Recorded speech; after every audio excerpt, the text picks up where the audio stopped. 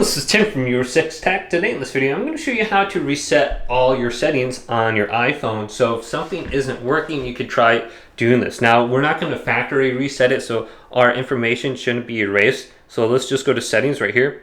Then go down to where it says general. Then scroll all the way to the bottom under this page. And go to where it says transfer and reset iPhone. Then we have two different options. We have erase all content and settings. We don't want to go to that one. We want to go to where it says reset. Now under here, you can see there's an option that says reset all settings. So go ahead and just do that, and that should fix your issue. Now, maybe you're just having a problem with network settings. You can just simply go to this right here.